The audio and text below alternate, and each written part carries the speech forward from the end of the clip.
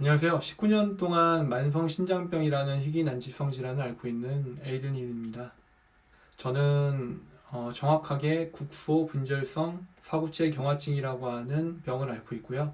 현재 신장 기능은 자녀 신장 기능은 10% 정도 남아 있다고 합니다. 단백뇨는 2.7g 정도 나오고 있고 크레아틴은 5.86 정도 나오고 있다고 합니다. 제가 이 채널을 만든 목적은 정확하게는 정보 공유입니다.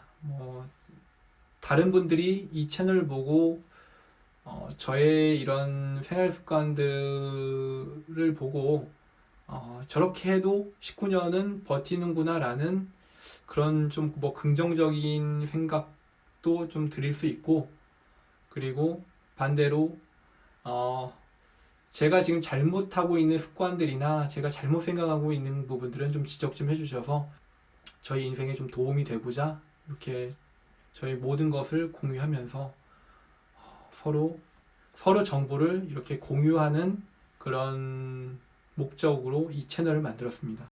발병 사실은 고등학교 3학년 때 보건소에서 학교로 파견 나와 정기검사를 할 때 단백뇨가 이상으로 많이 검출돼서 큰 병원에 가보라고 권유를 받고 그렇게 해서 큰 병원에 가게 되었습니다. 큰 병원에서 정밀검사 후 만성신장병이라는 진단을 받고, 근데 그때 당시에는 3개월 정도 약을 먹으면 나을 수도 있다고 했고요. 그래서 3개월 정도 약을 처방받고 약을 먹고 나서 검사를 해보니 모든 수치가 정상으로 돌아와서 그때 당시에 완치가 됐다고 그렇게 얘기를 들은 것 같습니다. 그 후에 1년 후인 2001년 저는 이제 20살이 돼서 군입대 신체 검사를 받게 됐는데요. 혹시나 해서 신장병 이력이 있는 그 검사지, 신장병 관련 기록을 떼어다가 신체 검사를 받을 때 제출하게 되었습니다. 신장병 관련된 거는 최근 기록으로 가져와야 인정이 된다고 해서 그때 당시 군입대 신체 검사 군의관은 저한테 재검사를 해오라고 하였습니다. 그래서 병원에 다시 찾아가서 정밀 검사를 받았는데 그때 당시에 그 의사는 제가 이미 신장 기능이 40%가 망가진 상태였고 5년 이내에 투숙해야 될 확률이 굉장히 높다고 그렇게 얘기를 했습니다. 1년 사이에 40%가 망가진 건지 뭔가 검사가 오류가 있었는지는 잘 모르겠습니다. 아무튼 결국엔 저는 군입대는 면제가 됐고 그 후로 지금까지 지루한 싸움을 계속해서 해오고 있습니다. 만성신장병의 진행 속도를 보면은 저 같은 경우에는 제가 20살이 되던 해인 2001년에서 2004년까지 한 신기능 60% 정도를 유지를 했고요. 그리고 2006년부터 2015년 정도까지는 제가 한 50%그 정도를 유지한 것 같습니다. 그리고 2016년에서 2017년 정도에는 한 30%, 20%그 정도를 유지를 했고 2018년에서 지금까지는 10% 정도를 유지하고 있습니다. 만성신장병 진단을 받고 나서 가장 힘들었던 점은 심적 부담입니다. 심적 부담과 장래에 대한 불투명. 왜냐하면 저 같은 경우에는 20살 때 이런 굉장히 안 좋은 소식들을 다 접했는데 그때 아직 학생이었고 졸업도 하지 않은 상태였고 의사 선생님께서는 이것저것 제한된 거를 되게 많이 알려줬습니다.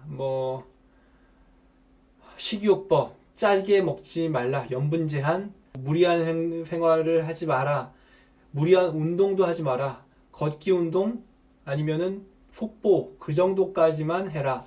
이렇게 굉장히 겁을 많이 주셨고 과연 그렇게 살아서 어떤 일을 할 수 있을까라는 불안함과 내가 미래에 과연 뭘 해먹고 살아야 될까 이런 불투명성, 미래에 대한 불투명성 이런 거로 심적인 부담이 굉장히 컸습니다. 또한 관리를 하면서도 굉장히 쉽게 지칠 수 있는 게 이 만성신장병이라는 겁니다.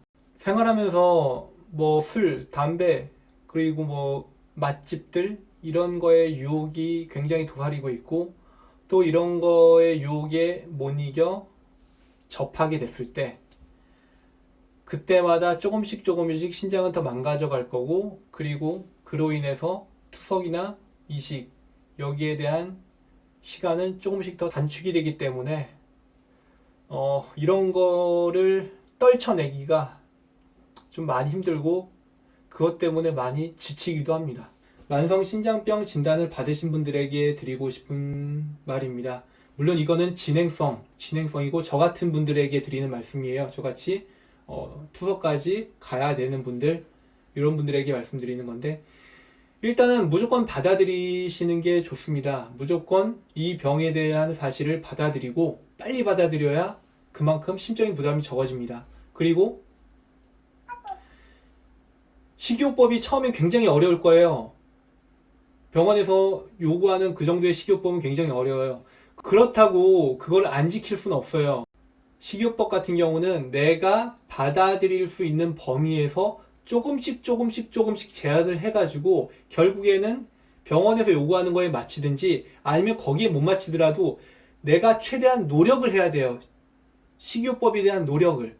이게 처음부터 병원 식단에 맞춰서 하려고 하다가 아예 포기를 하고 일반 식단으로 먹는 사람들이 있어요.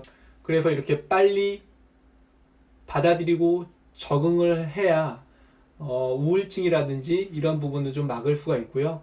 더 나은 저희의 삶을 살 수가 있습니다. 오늘은 여기까지 할 거고요. 머리에서 생각난 거는 굉장히 많은데 직접 말하려고 하다 보니까 이 말도 안 나오고 이 화면에 나오는 제 얼굴 자체가 너무 어색합니다. 저도 제 화면이 너무 어색해서 지금 이번이 7번째 녹화인데요. 앞으로 더 자연스러운 영상 제공하도록 하겠습니다. 감사합니다.